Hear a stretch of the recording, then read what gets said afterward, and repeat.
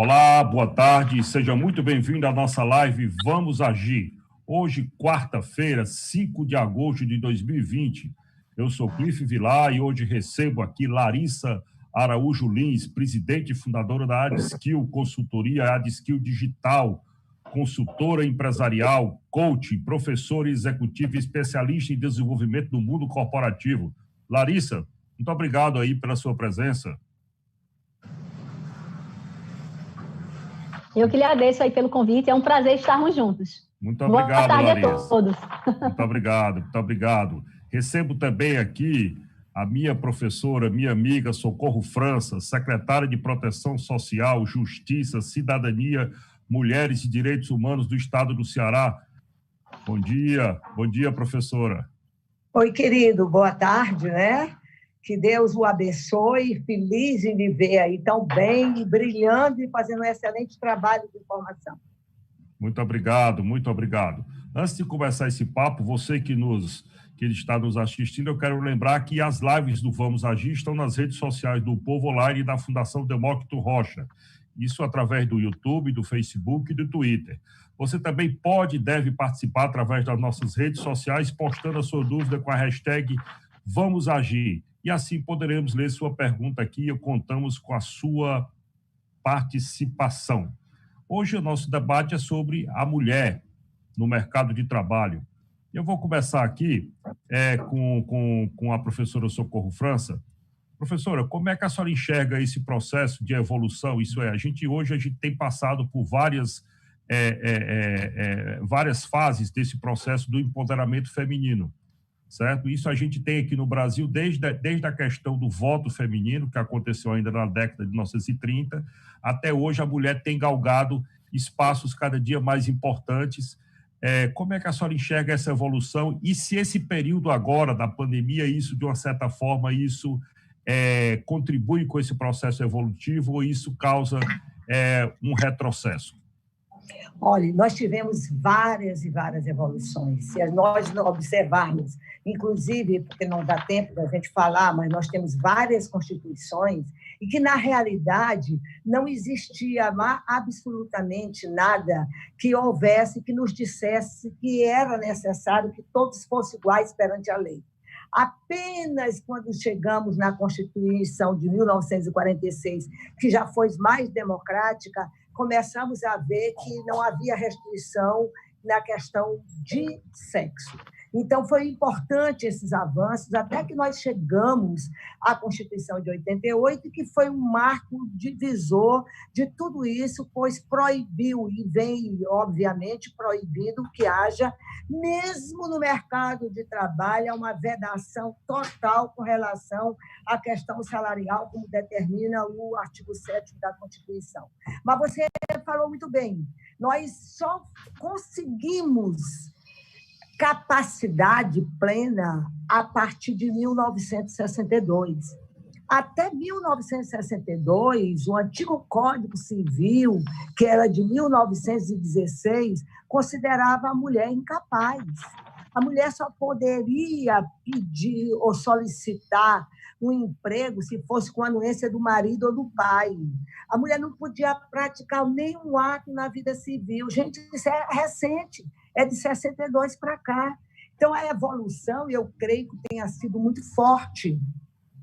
Por que foi forte? Porque em 32 ela conquistou o voto feminino, em 43 nós tivemos, nas leis trabalhistas, nós tivemos aí a proteção à maternidade. Depois, em 1977, o casamento era indissolúvel. Em 77 veio a lei do divórcio. Em 85 foi criado um grande mecanismo, que foi o Conselho Nacional dos Direitos da Mulher. Em 97, nós tivemos as vagas para a candidatura das mulheres. Em 2006, que agora, sexta-feira, dia 7, nós vamos completar 14 anos, tivemos a Lei Maria da Penha, que veio trazer grandes mecanismos. Em 2015, nós tivemos a Lei do Feminicídio. E, finalmente, agora em 2018, a importunação sexual. Isso significa o quê? De que a mulher, efetivamente, não é mais aquela que era vista no passado pelo Código Civil, no passado pelas constituições. Nós avançamos, Por quê? Porque não existe diferença de sexo, não existe absolutamente apartheid entre a mulher e o homem. Todos são iguais perante a lei. Muito importante, Larissa. Apesar de tudo isso que a professora está colocando, que é uma evolução, digamos assim, legal do nosso processo, na prática, hoje, ainda no mercado de trabalho, existem muitas diferenças. Né? Existe uma diferença, por exemplo, o salário médio da mulher é mais baixo que o salário médio do homem, ocupando as mesmas funções. Né? Quando é que a gente consegue... você acha que esse processo de reconhecimento legal, jurídico, dessa igualdade, quando é que isso vai se refletir no mercado? Olha, primeiramente, a gente pode dizer que, infelizmente, ainda existe realmente diferenças salariais. Existem alguns cargos que são ocupados ainda predominantemente femininos e que elevam esse patamar de diferença, principalmente cargos quando são cargos mais simples, como empregada doméstica, por exemplo, que aí quando você faz uma média, normalmente isso é ocupado por mulheres e normalmente o valor ele é menor. Agora, quando você vai no mundo das organizações, muitas organizações, aí eu tenho mais de 30 anos de experiência no mundo corporativo, elas, em muitas situações, ou na maioria delas, sim, eles já têm um valor atraente e um valor, eu vou dizer, quase que equiparado. Eu não tenho experiência em organizações em que limitem e façam uma segregação, dizendo isso é um salário do cargo de gestora feminina e de um cargo de um gestor. Agora, olhando essa visão global, ainda vai levar, infelizmente, dentro de um processo, alguns anos para isso, porque tem que mudar, inclusive, algumas políticas públicas para que esse processo ajude a combater essa diferença, que é uma injustiça diante de tudo que nós já ouvimos e desenvolvemos na carreira, diante das organizações, diante do nosso trabalho e do nosso empenho. Então, isso ainda vai levar um tempo, principalmente por essas questões de política pública. Mas no mercado, eu vejo que em grandes organizações, eu não vejo essa diferença sendo uma diferença colocada como se fosse de política interna das organizações. Então, a gente tem que mudar essa política pública mesmo. O que a gente nota, por exemplo, é que às vezes essa política interna ela está debaixo de vários tapetes, enfim, existem várias cortinas atrás disso, e algumas pesquisas apontam essa diferença, e eu não estou falando somente das grandes executivas, né? Falando da questão do mercado de trabalho de uma forma mais completa. Mas a professora mais ampla. A professora fez uma observação importante sobre a questão da Lei Maria da Penha, e eu recebi aqui, numa live anterior, a Conceição de Maria, que é superintendente do Instituto Maria da Penha. E ela me falou que, durante esse processo de pandemia, a questão da violência doméstica aumentou muito, tá certo? Ele aumentou muito durante esse processo. De que forma é que isso também influencia no mercado de trabalho, tá certo? A violência doméstica, de uma certa forma, também, ela geralmente, como é que eu vou dizer? É uma violência praticada pelo companheiro, tá certo? Pelo companheiro, e o companheiro dentro de casa, no isolamento, ele fica mais próximo, isso é, o agressor fica mais próximo da vítima dentro desse enquadramento. Até que ponto essa questão da violência doméstica também influencia a mulher no mercado de trabalho? E aí, Larissa, é importante, professora, que nós estamos falando aqui da mulher de uma maneira mais ampla, não somente qualquer mulher que está no mercado de trabalho, seja ela na base da pirâmide até as executivas, enfim, as CEOs. Eu queria agora voltar com a professora. Professora, a questão da violência doméstica e o mercado de trabalho. Queria que a senhora falasse um pouco sobre isso. Muito bem. Larissa, me perdoe, eu esqueci de cumprimentá-la, mas eu faço agora com muita felicidade, vendo você aí nessa desenvoltura que é conhecedora do seu trabalho. Mas, sem dúvida nenhuma, eu creio, e isso é motivo de um grande estudo, na realidade, o homem que sempre foi o provedor, o homem que sempre mandou dentro de casa, que sempre, muitas das vezes, trouxe a mulher ali sob o jugo do seu machismo, ele era acostumado a mandar, ele era acostumado, de repente, a dar todas as cartas. Aí, a mulher vai para o mercado de trabalho. Eu tenho vários e vários exemplos de que a mulher, quando ela ganha mais, que ela começa realmente a ditar, digamos assim, a maneira de como viver, de como vão fazer, vão contribuir ao casal. E, às vezes, o homem é desempregado, e aí ele se torna mais violento, porque não admite que a mulher, efetivamente, seja provedora da casa. Isso tem trazido muitos transtornos, isso tem trazido muitos problemas. São casos que chegam, eu não estou falando aqui por conjectura, estou falando aqui por conta dos casos que chegam na Casa da Mulher Brasileira, nas delegacias. Geralmente, o homem que foi criado para ser o macho mesmo. Tivemos toda aquela história do passado que agora começamos a despertar, que a gente vai acabar com essa violência, mas com os pequenininhos dentro da escola, mostrando que nós somos iguais, não existe diferença de sexos, é a partir daí que a gente vai começar a se entender como pessoas sem diferenças. Então, a partir daí, a violência realmente ela se tornou muito maior quando a mulher saiu de dentro do lar e foi em busca do trabalho, e foi em busca de ser provedora também da casa. Então, isso tem trazido... Eu vou contar um exemplozinho aqui rapidamente e não vou situar o que foi que aconteceu, porque senão vocês vão identificar. Mas havia uma determinada indústria em que os homens eram empregados e toda segunda-feira eles não compareciam, grande parte não comparecia, porque no final de semana ia beber, segunda-feira não comparecia. Essa indústria resolveu, então, chamar as mulheres para trabalhar. A partir daí, toda segunda-feira tinha alguém para trabalhar, porque a mulher estava lá. E os homens ficaram desesperados. E, por conta disso, naquele núcleo, naquele município, a violência explodiu. Foi um dos grandes fatos que a gente viu, que eles não se convencem de maneira nenhuma de não ser o provedor. Infelizmente, isso acontece e isso vem sempre a gente está recebendo essas denúncias. Infelizmente, ainda existe esse fato. Outros, são vários exemplos. Outros é porque, na realidade, a mulher, muitas das vezes, não divide o que ganha ou não junta o que ganha, e isso traz um certo desconforto dentro de casa, começa a guerra entre o casal. Enfim, são vários os motivos, infelizmente, a gente tem aí, infelizmente, esse nível de violência, não só física, mas também, principalmente, a violência moral, a humilhação, que é a pior de todas. Verdade. Larissa, violência doméstica e mercado de trabalho. Como é que você enxerga essa convivência entre um traço tão difícil e tão perverso da sociedade quanto é a violência doméstica, tá certo? E como isso influencia no mercado de trabalho da mulher? Claro, influencia de uma forma direta, até porque quando você vê mulheres que estão sofrendo esse tipo de violência doméstica, elas precisam, muitas vezes, se libertar e precisam, sim, ir para o mercado de trabalho. Então, ela tem que assumir uma outra postura, ela tem que ir, independente se ela está sofrendo isso dentro de casa ou não. Então, assim, a mulher ela é exigida na sua atitude para poder ser essas atividades.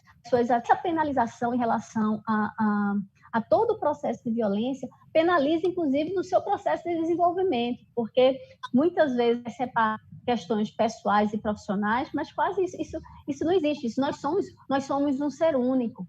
Então, na hora quando eu sofro essa violência doméstica, mesmo que eu faça o melhor de mim dentro do mercado de trabalho, isso vai influenciar, inclusive, no meu crescimento, no meu desenvolvimento, porque eu não estou bem numa situação de plenitude. Eu conheço muitas mulheres que, inclusive, sofrem violência, sofreram violência e que têm que lidar com essa questão de estar com sua família, ela sendo a provedora, e ainda ter que se relacionar, muitas vezes, com maridos que fazem violência, maridos que entram no alcoolismo, maridos que fazem violência, às vezes, não é nem só com a mulher e com os filhos. e você tem que se virar. Você não pode simplesmente dizer que não vai trabalhar porque você não está bem. Pelo contrário, é como se, assim, eu conheço essas mulheres, elas têm que, sabe, elas têm que virar o jogo para poder ir. Então, assim, penaliza muito no mercado de trabalho a sua ascensão, né, dentro do processo tradicional, com certeza. Entendi. Vamos seguir na mesma, vamos fazer uma sequência, né, evolutiva nesse processo. Por exemplo, nós acabamos de falar sobre a questão da violência doméstica e a gente pode falar agora sobre o assédio, certo? Quando a gente fala sobre o assédio, a gente sai do ambiente doméstico e a gente vai para o ambiente corporativo. Tá certo? Então, quando a gente fala da questão da violência doméstica, geralmente a gente está falando do companheiro. Quando a gente fala do assédio, a gente tem a questão da subordinação, certo? E aí, professora, eu vou agora começar com a Larissa para depois fazer um contraponto com a senhora. Larissa, a questão do assédio, como é que você, como uma consultora de desenvolvimento corporativo, tá certo, de carreiras e também, como é que você enxerga isso? Essa questão do assédio, a gente tem o quê? Nos últimos anos, a gente tem visto as mulheres mais fortalecidas para poder denunciar, né, quem as assediam, né? Assim, de que forma é que o mercado corporativo está enxergando isso, certo? Essa questão do assédio no ambiente de trabalho. Olha, Cif, eu quero até desdobrar esse assédio, porque antigamente a gente falava do assédio sexual, né? E hoje você tem o assédio, continua tendo um assédio, né, sexual, mas você tem o assédio moral. Ao longo de alguns anos para cá, houve muito mais a incidência do assédio moral do que o assédio sexual, dado nessa realidade do mundo corporativo. Então, nisso, as mulheres elas ganharam muito mais força, porque aí eu vou dizer nem só as mulheres, mas no geral, as mulheres e os homens, mas como a gente está falando aí especialmente da mulher, essa força de denunciar. Por quê? Porque houve uma abertura para esse processo. Não mais como se fosse uma coisa voltada especificamente para a mulher, mas uma coisa que diz o seguinte: ninguém está mais admitindo sofrer violência dentro do ambiente corporativo.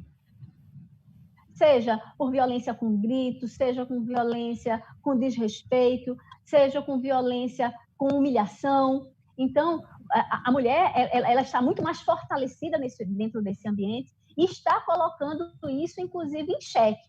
Então, chega nas corporações e também muitos processos são firmados em função do assédio moral.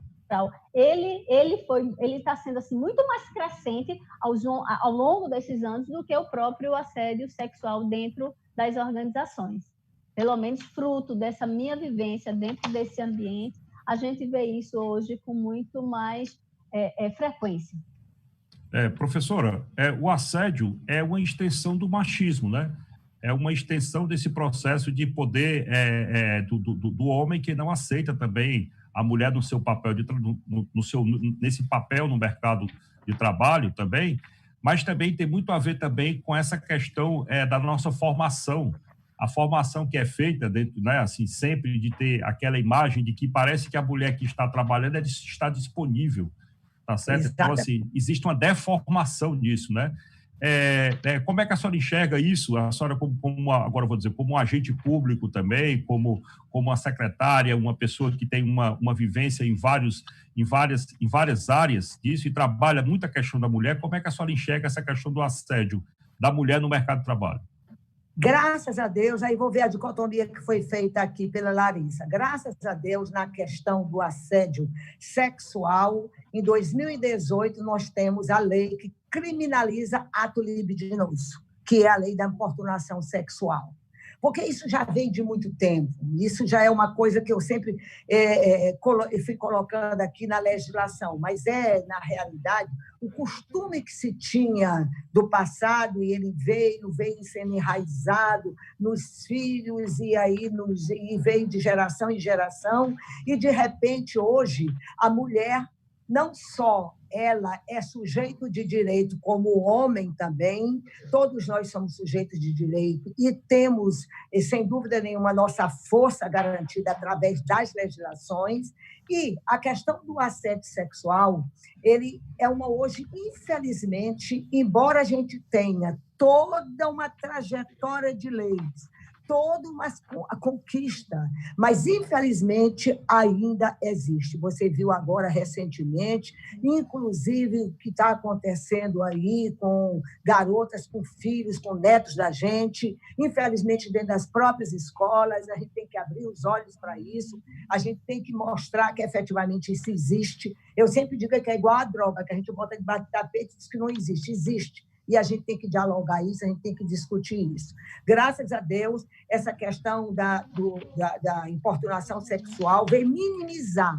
Você imagina uma pessoa sua, uma esposa sua, dentro de um ônibus, sendo importunada por um cara atrás de você, praticando atos libidinosos, e aí não tem lei para isso, não tem nada, e fica por isso mesmo. Então, nós avançamos. Não tenho dúvida sobre isso.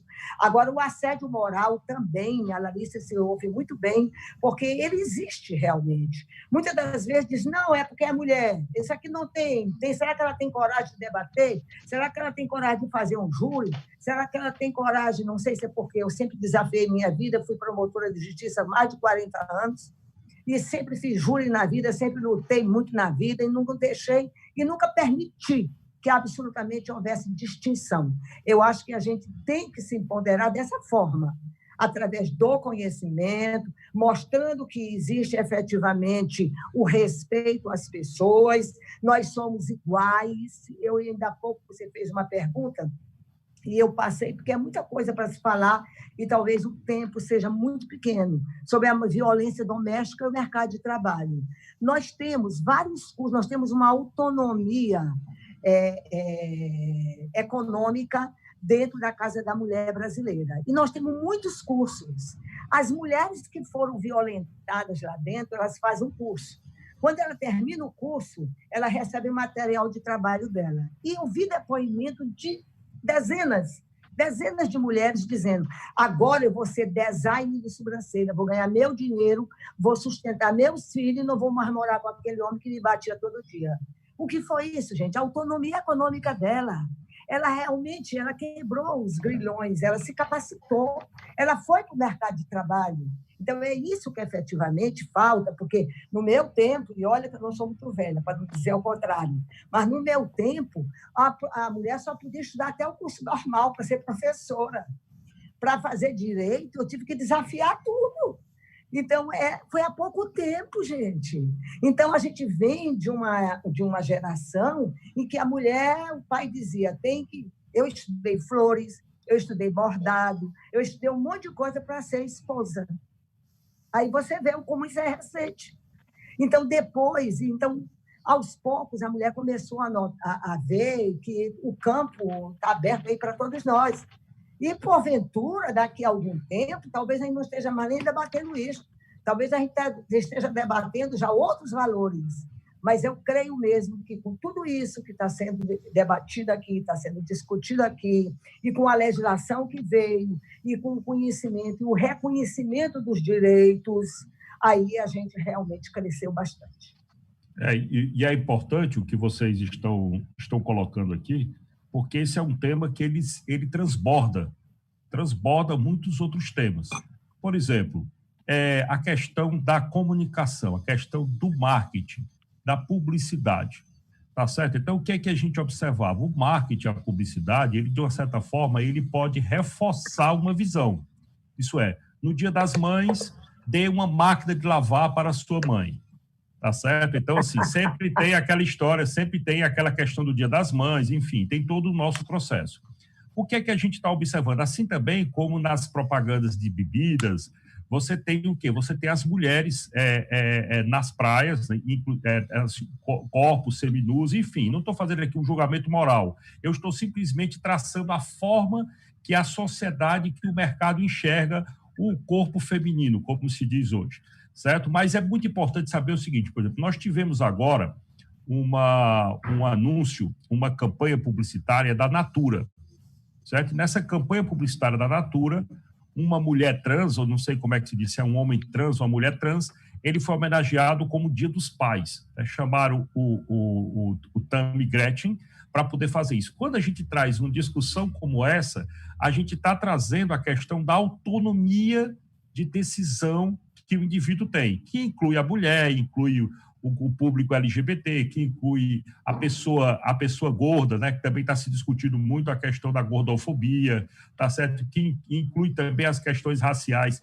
Até que ponto hoje, quando a gente trabalha, a comunicação ela reforça ou não um preconceito, né? E a gente sempre o John Lennon tem uma frase, Larissa, eu não sei se você sabe, com certeza vocês conhecem, tem uma frase famosa do John Lennon que diz assim, que a mulher é o negro do mundo, no sentido de dizer que ela é, sim, o grupo, apesar de ser maioria, é considerada uma minoria pela questão dos preconceitos. Como é que vocês enxergam comunicação, preconceito, mulher? Larissa, começo com você. Olha, que temática boa, viu? Que coisa gostosa de falar sobre isso. Mas, olha, eu quero pegar esse gancho seu e quero pegar um gancho aí da professora Socorro, falando em relação à mulher. Porque, assim, quando a gente fala nesse exercício diário e ao longo desses anos, a mulher vem alcançando patamares e que, assim, são patamares que ela antes não conseguia, há muito pouco tempo, que é o que a professora Socorro aí está pontuando, e hoje não tem limite para a atuação feminina. E, assim, muitas delas conseguem isso, seja isso dentro da própria corporação e também como empreendedoras. Então, assim, esse fator da autonomia da mulher a diferencia.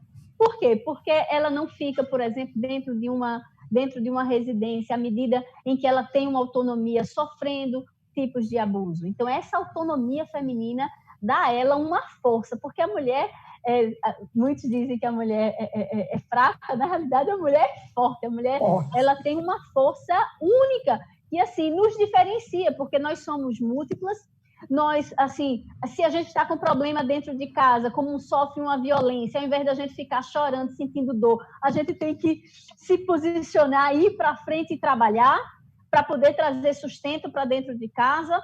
Nós estudamos de uma forma diferenciada. Então, normalmente, quando eu vejo a mulher ela tem um grau de instrução muito melhor.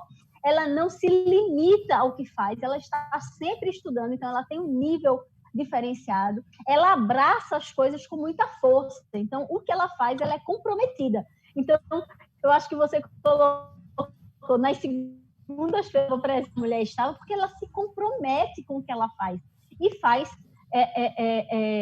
com uma entrega de valor, isso é extremamente importante. Agora, falando essa questão dessa ponderação que o Ciro trouxe em relação ao marketing, eu acho que isso já melhorou muito. Antigamente, tudo que realmente era voltado para a mulher ainda eram coisas dessa natureza, mas hoje você vê a mulher sim no ambiente de trabalho, a mulher sendo colocada como marketing, você vê os celulares dentro do processo no mundo digital, você vê ela dentro da corporação como uma possibilidade múltipla, porque antes você não dava isso a ela, hoje você dá, hoje não tem limite para a atuação feminina. Então, assim, eu acredito que isso já tenha mudado muito. Ainda existe, viu? Infelizmente, ainda existe esse vínculo, não vai ser simplesmente agora que a gente pode dizer que isso sumiu. Mas, à medida do tempo, eu creio, sim, que isso é só uma questão de tempo, mas de ação feminina como nós somos, né, de fazer a diferença e não aceitarmos, e nem assim, a gente está dando nossos likes em coisas que não nos representam. A gente tem que buscar aquilo que nos representa, aquilo que a gente consegue colocar na prática. Então, a mulher tem muita força, eu acho que ela não se limita a esse processo, e isso, ao longo do tempo, isso é uma tendência natural de mudança. Professora, pelo menos vou colocar... é a minha visão. Muito bom, Larissa. Professora, eu vou colocar aqui mais algumas pimentas, né, para o seu comentário, e colocando o seguinte: eu sou pai de 3 filhas, eu tenho uma menina de 14 e tenho 2 meninas de 8, né, e elas comandam a casa, tá certo? Elas são emancipadas, são empoderadas, né? Está vindo aí uma outra geração, Uma outra geração, não é? Da minha geração, eu me lembro o seguinte, então, assim, quando eu quando eu ia para a Expo Cratos, a minha família é do Crato, eu ia para a Expo Cratos, e quanto mais eu namorava, mais o meu avô me elogiava. Mas a minha prima, que era da minha idade, não podia ficar namorando com todo mundo, todo dia ficar ficando, né? Enfim. Então, exigia-se um comportamento da mulher, tá certo? Como se a mulher tivesse que ter poucos parceiros e o homem muitas parceiras, exatamente porque isso o vangloriava e isso denegria a imagem da mulher. Isso tem mudado muito, professora. Essa mudança é muito grande, tá certo? E isso reflete no mercado de trabalho e eu acho que isso até está à frente da questão da legislação também. Tá certo? Como é que a senhora enxerga comunicação, comportamento, tá certo, em relação a esse tema da mulher no mercado de trabalho? Meu filho, embora eu seja da década de 40, mas eu sou avançadíssima. Talvez eu esteja muito mais lá na frente. Olha, eu vejo, sinceramente, um avanço muito forte, porque, em primeiro lugar, eu parto da seguinte premissa: o ser humano foi criado por Deus, que ele que é nosso criador, para sermos felizes. Nós não temos que, absolutamente, para ser feliz, ter que dar satisfação para A, nem para B, nem para C. É óbvio que, para ser feliz, eu não posso atentar contra a dignidade de outrem.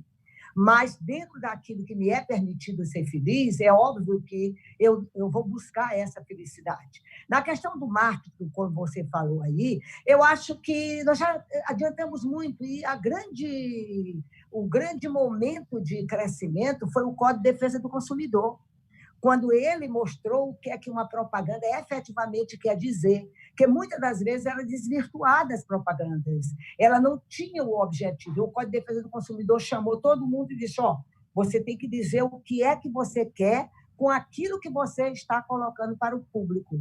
Então, a partir daí, nós tivemos dimensões totalmente diferentes. Eu me lembro que eu entrei com uma ação civil pública contra a Benetton. Olha só, pensa nisso. A Benetton nem existe mais. Naquela época, nós tínhamos vários outdoor que tinham uma freira beijando na boca de um padre. E aí eu entrei com uma ação civil pública para perguntar o que era aquela propaganda, o que ele queria dizer aquilo. Era para chamar a atenção da marca e não para chamar a atenção do que ela queria vender. E foi retirada. Sim. Então, eu vejo que, quando você fala que a mulher, geralmente, quer que eu vou dar? Dia da mãe, dê isso, dê uma máquina de lavar, dê isso. Mas as coisas mudaram muito. Ai da propaganda, digamos assim, visual, que se não for a beleza maravilhosa da mulher, é em cima da mulher, dos cabelos da mulher. Ai, se não fosse uma tinta para eu estar conversando contigo aqui, tu está de cabelo branquinho, e eu estou aqui toda ainda louríssima, mas graças a Deus... Lindíssima! O que tem no mercado, né? Não, Larissa? O que tem no Larissa é encher de mechas, o que tem no mercado. Então, eu creio que a gente veio melhorando essa performance de mostrar a mulher não como um objeto sexual, que só mostrava a mulher com os biquinizinhos, com as calcinhas, com tudo isso. Isso vem melhorando bastante. Hoje você vê uma propaganda qualquer de determinada, digamos assim, academia, você vê o quê? Você vê a mulher lá forte, correndo naquelas máquinas e assim por diante. Com relação a LGBT+, eu sou totalmente favorável que exista casais de homem com homem, mulher com mulher. Eles precisam efetivamente ser compreendidos. Muitos morreram, muitos se mataram porque não se compreenderam, eram incompreendidos pela família, mas nasceram dessa forma e a gente tem que respeitar. Eu creio que não é só a gente diz, porque existe lá homem e mulher se casam para poder ter filhos e assim a espécie continuar. Mas também existe uma premissa muito forte, que nós nascemos para sermos felizes. E a felicidade, ela não escolhe de que forma a gente vai efetivamente se sentir bem. Por isso é que tem aí, nós estamos vivendo um momento muito difícil, nós estamos vivendo um momento em que o suicídio hoje está aí graçando, nós estamos vivendo um momento que as doenças mentais elas são cada vez mais fortes, a ansiedade, a depressão, é uma coisa assim sem precedente, desde a criança até o adulto. O que é isso? Será que é porque a gente não se encontrou? Será porque não existe ainda um significado do que é a vida? A vida o que é? É conquista econômica? A vida o que é? Que tipo de vida eu gostaria de ter? Então, eu acho que tudo isso a gente tem que pensar o que é que vai nos trazer felicidade, paz. Está dentro de cada um de nós. Mas, no entanto, a gente acaba se acomodando, muitas das vezes, o que é que a sociedade está exigindo naquele momento da gente. Qual é o tipo que a gente tem que ter, como é que a gente tem que viver, como é que a gente tem que se comportar, o que é que a gente tem que ter para poder ser respeitado. Eu diria aqui, para quem está mais jovem, que está me vendo, me ouvindo, o que efetivamente nos liberta, mas nos liberta muito, por isso que eu tenho um amor total, incondicional aos professores, porque o que nos liberta é o conhecimento. Porque se a mulher tiver conhecimento, não tem, desculpa a expressão, um cabra que chegue lá e queira humilhar a mulher, porque ela passa por cima de tudo, porque ela tem conhecimento. No momento em que ela chega e começa a diagnosticar a economia do Brasil, a economia mundial, porque o mercado comum europeu, o que foi que aconteceu com ele, que ela começava a vomitar todo o conhecimento que ela tem, eu quero ver qual é o homem que chega de respeito uma mulher dessa. Então, por isso que eu digo sempre para as mulheres, olha, vamos estudar, e foi isso que fez com que nós pudéssemos nos libertar. Eu disse ainda há pouco, que eu vim do tempo da escola normal, que a gente não tinha, só ia até a escola normal, mas que era preciso a gente crescer. E nós crescemos.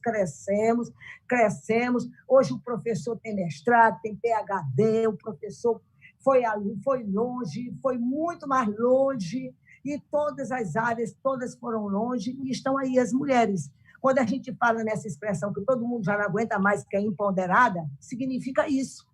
Eu procurei fazer isso para a minha vida, para que eu pudesse ser respeitada. Então, se nós temos hoje essa igualdade, se nós temos hoje, como diz o artigo 7º da Constituição Federal, que é a proibição de diferença salarial entre sexo, ou então na admissão de emprego, é porque as mulheres se capacitaram para isso. Muito importante. E também não podemos esquecer, professora Larissa, que o Ceará tem o maior nome da sua história, uma grande mulher, que foi Bárbara de Alencar. Tá certo? Então, o Ceará, a gente sempre fala da questão do machismo. Uma conterrânea, né? Exatamente. Então, nós somos terra alencarina por causa de Bárbara, tá certo? E eu também convivo numa empresa que nós já estamos na nossa 3ª presidente, tá certo? Nós tivemos a Creuza Rocha, esposa do Demócrito Rocha, como presidente do Jornal o Povo. Nós tivemos a grande e inesquecível Albaniza Sarazate, tá certo, como nossa presidente também, e hoje nós temos Luciana Duma, tá certo, presidindo de uma maneira brilhante uma casa que tem, por exemplo, a Dízia Sá como uma mulher brilhante, tá certo, também muito à frente do seu tempo, exercendo jornalismo, onde durante muito tempo nós tivemos uma predominância masculina, sem esquecer, eu estou fazendo aqui um merchan do grupo, né? Sem esquecer também a presença durante 70 anos de Rita de Queluz, que na verdade era Raquel de Queiroz. Raquel de Queiroz começou a escrever no Jornal o Povo, e Raquel de Queiroz também é um símbolo também dessa emancipação feminina e também desse brilhantismo feminino cearense. Tá bom? Agora eu queria trazer para vocês o seguinte, aqui eu tenho uma discussão muito com a minha esposa aqui. A minha esposa é psicóloga, ela trabalha com psicologia, administradora de empresas e tudo, e ela sempre desenvolve um trabalho voltado, ela está desenvolvendo um trabalho voltado para a culpa feminina, e está voltado muito para a questão da mulher que vai para o mercado de trabalho e ela sai daquela função que a sociedade exige, que é o quê? Que é a questão de cuidar dos filhos, por exemplo. Dos filhos. Não é? E sempre se faz isso. Eu acho que, assim, é uma coisa que é... Por favor, Larissa, pode falar. Não, mas uma coisa que eu quero pegar esse gancho dessa questão de culpa, mas você falou aí que você tem 3 filhas, suas 3 filhas, elas vão estar crescendo em uma outra situação, em um outro mercado, onde mudou, por exemplo, essa questão de pandemia, até em um outro aspecto, ela trouxe a questão digital, e é engraçado que na questão digital eu não vejo aí diferença, a mulher pode entrar, então essa geração ela vai vir com força total. Então, tem uma questão aí que eu quero colocar, que é a trabalhabilidade. Hoje, a mulher que trabalha não limitado, por exemplo, a uma função de um cargo numa organização, mas ela olha as suas potencialidades, sabendo que ela pode fazer o que quiser. Então, eu posso ser professora, eu posso ser consultora, eu posso ser uma trabalhadora dentro de uma organização, eu posso ser. Então, eu com confiança, e isso que a professora Socorro colocou, eu acho bastante relevante a gente trazer, porque, por exemplo, quando eu comecei, há mais ou menos 30 anos atrás, no mundo corporativo, eu entrei em um mundo que foi a Deloitte, que foi uma empresa de consultoria, uma empresa internacional de consultoria e auditoria, onde quando eu entrei só existia eu e outra mulher. E hoje, esse mercado, inclusive, são mais mulheres que homens trabalhando nessa linha de consultoria. Então, a força é muito grande. Agora, por que eu estou trazendo esse gancho alinhado no que você está falando de culpa? Porque, por exemplo, numa vida de consultora que fui, uma vida inteira, muitas mulheres com extrema capacidade, com extrema potencialidade, chegam a um determinado ponto, principalmente da carreira, em que ela pode galgar outros patamares, mas vem a questão de filhos, e, por exemplo, precisa viajar, precisa de uma dedicação de horas extras grande, e ela chega a um ponto em que é impressionante isso. Tem que optar.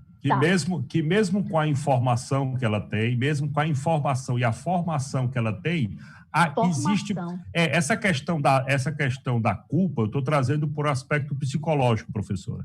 Eu estou trazendo principalmente o seguinte. Então, assim, uma vez eu estava assistindo uma entrevista da Marília Gabriela, e a Marília Gabriela falando do trabalho dela, ela é uma mulher emancipada, uma mulher muito à frente também do seu tempo, uma grande jornalista, e ela falava que precisou de anos de análise para poder esquecer o choro dos filhos quando ela saía para trabalhar. Tá certo? E aí eu tô querendo, na verdade, o depoimento de vocês como mulheres que podem, de alguma forma, não sei se isso foi algum dilema na vida de vocês em algum momento, porque nós temos aqui muitas mulheres nos assistindo que podem estar passando por uma situação como essa. Tá certo? Como é que a mulher lida com essa culpa, se é que essa culpa surge para todo mundo? Tá certo? Então, assim, como é que lida essa culpa? Eu vou começar com a professora. Eu vou confessar que eu precisaria de muitas horas aí com a tua esposa, porque, sem dúvida nenhuma, para ser bastante verdadeira, não tenha dúvida. Eu acho que se a mulher disser que não lida com essa culpa, eu acho que ela está se enganando a si própria, porque, na realidade, existe muito isso. Olhe, eu me recordo, tive 4 filhos. Me recordo que, quando ia para a minha comarca, ia me acabando, e ficava sempre naquele dilema, e até hoje ainda me pergunto se não teria sido diferente, talvez porque tenha ficado muito tempo trabalhando, se talvez eu tivesse dado mais atenção, teria sido... Sempre eu faço os questionamentos, alguns questionamentos. Agora, o que eu vejo para me deixar assim, mais, digamos assim, com menos culpa, se é possível, o que eu vejo é que sempre que se tem o tempo, que esse tempo seja valioso, que esse tempo realmente seja profícuo, que a relação entre mãe e filho, entre pai e filho, ela seja muito forte. Porque, às vezes, a pessoa não trabalha, está dentro de casa, mas está vendo a televisão, está dormindo cedo, não está vendo as tarefas, não está conversando. Não interage, né? Sem dúvida. Não interage. Eu acho que a gente tem que ter essa visão de que há necessidade do mercado de trabalho, a mulher do mercado de trabalho, há necessidade da gente contribuir com tudo dentro de casa, através, digamos assim, de como prover o lar, como dar uma vida melhor, como dar uma estabilidade melhor para seus filhos. Tudo isso a gente quer, todos nós queremos. E, para tanto, a gente, muitas das vezes, tem que se ausentar do lar. Agora, há também meios, sem dúvida nenhuma, que a gente tem que compensar. Como?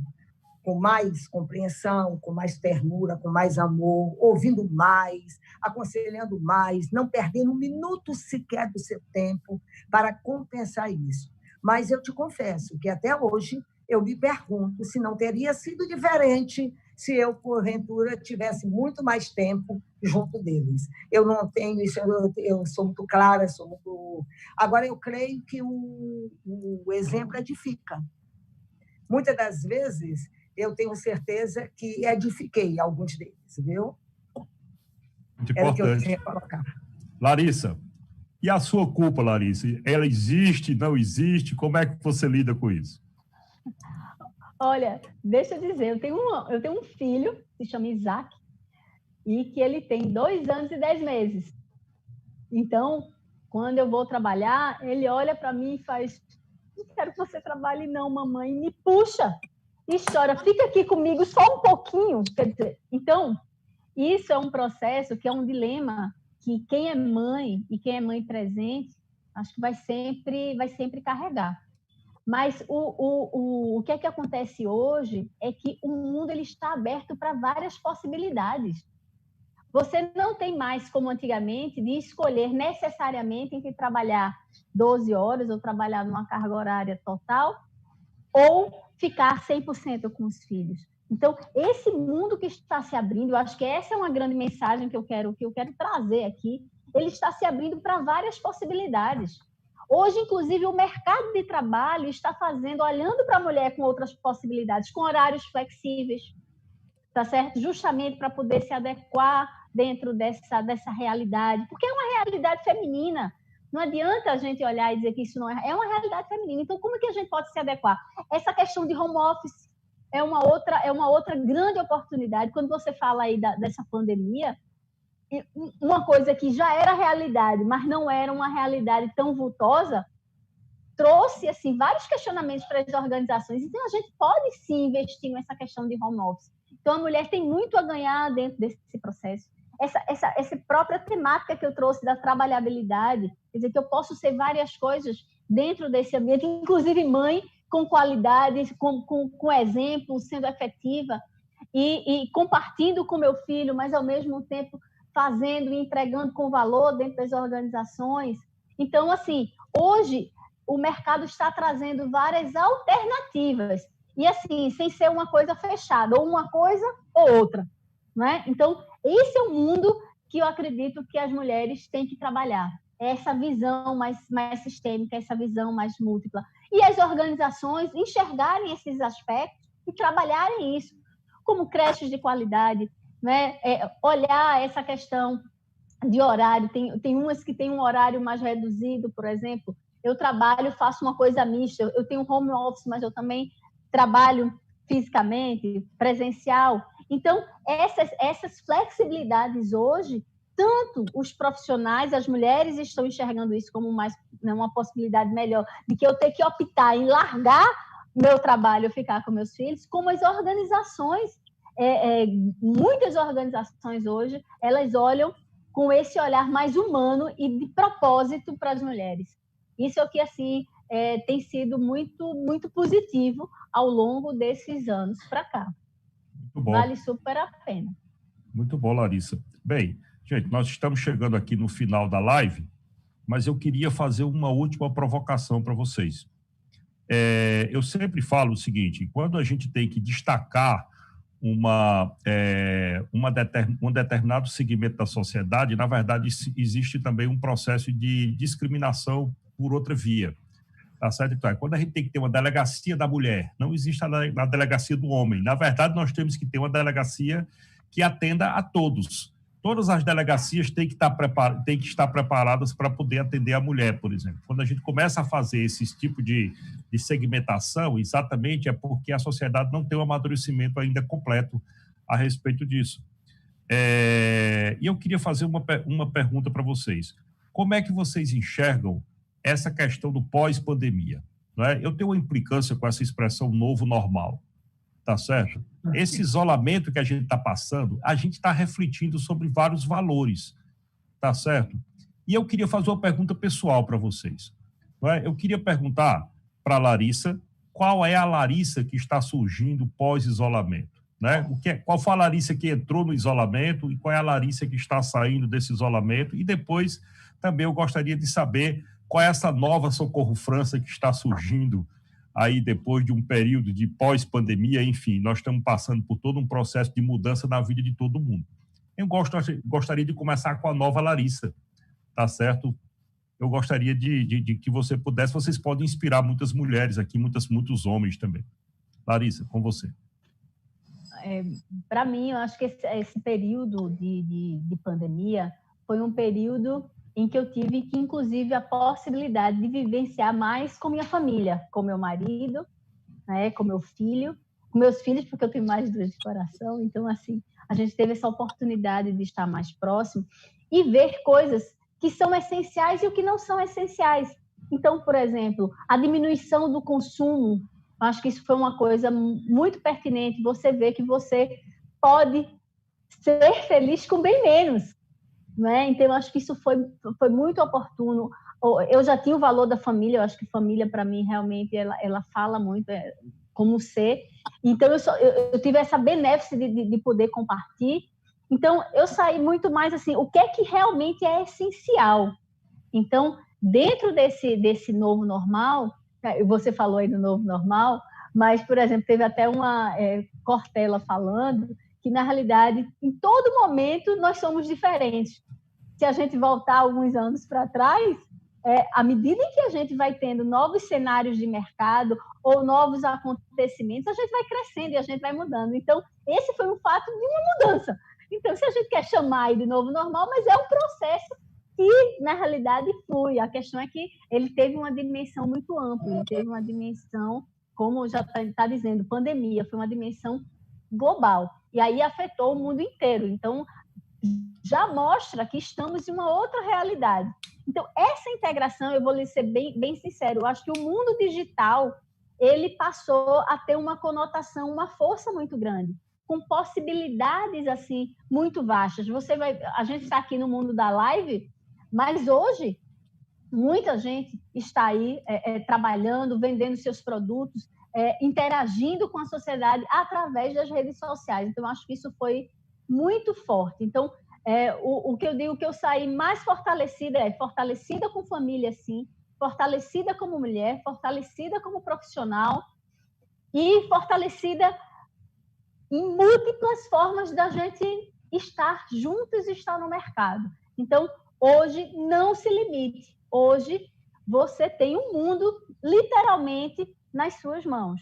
Nosso vizinho não é mais quem está aqui do lado. Nosso vizinho é o globo. Então, você tem oportunidades, por exemplo, o Socorro falou em um ponto, que foi o ponto de conhecimento.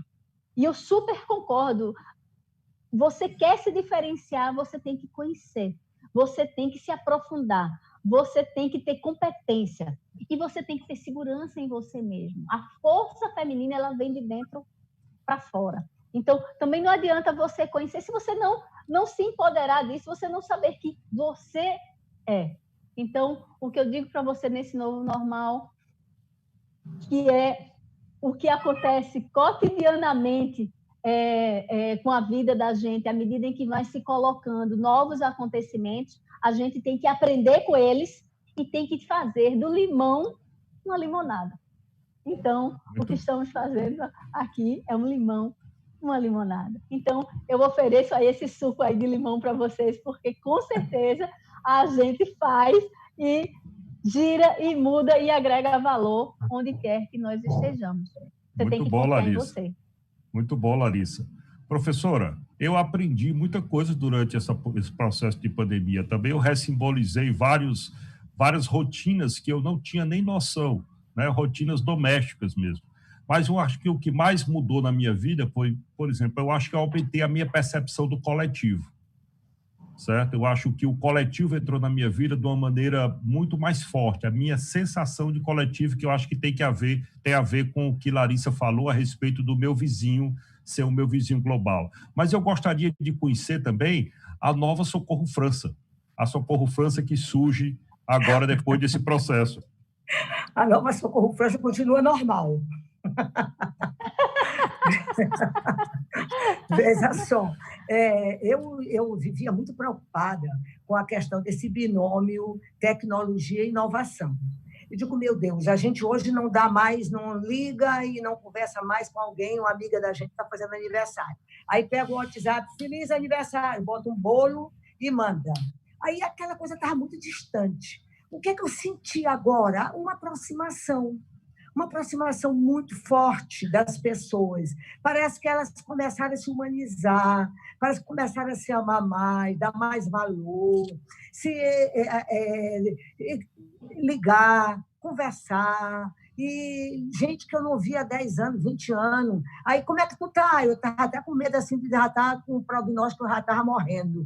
Porque a pessoa que eu não via há 20, 30 anos me passar uma mensagem, eu já estava com medo, não sabe, de alguma coisa.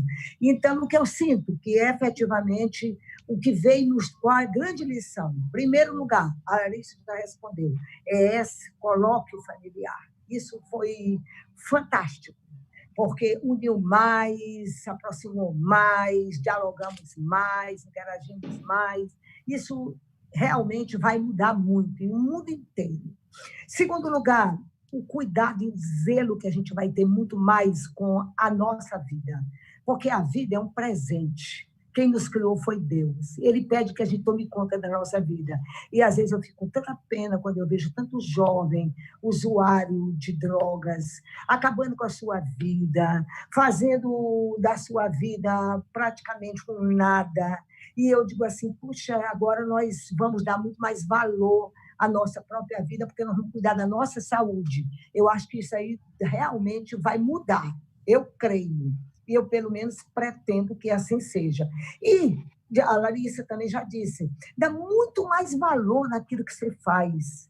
Se nós vamos passar pela vida, porque a vida passa rápido, nós temos que dar efetivamente valor àquilo que a gente faz, agregar esse valor do que é feito através da profissão que a gente tem, mas agregar com o humanismo, que o mundo está precisando é ser mais humano. A gente esqueceu disso.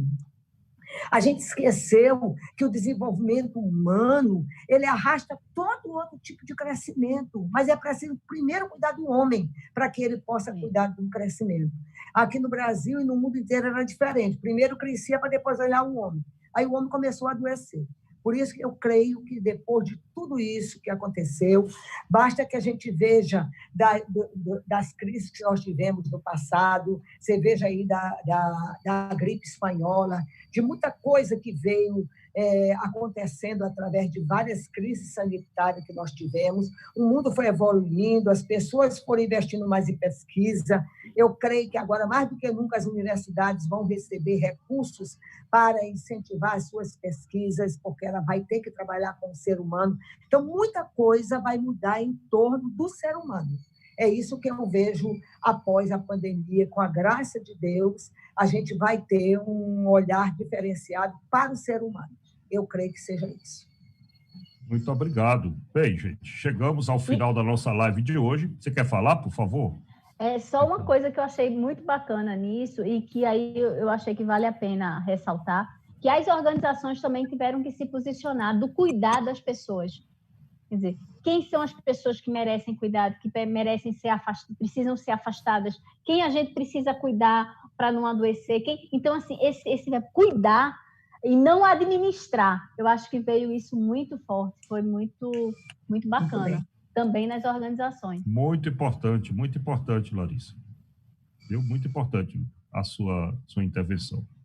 Gente, chegamos, eu queria continuar aqui com vocês mais tempo, a gente poder continuar com esse papo tão bom, mas chegamos ao final da live de hoje. Se você não conseguiu ver esse episódio completo, não se preocupe, eles ficam disponíveis em nossas redes sociais, tanto do Povo Online quanto da Fundação Demócrito Rocha.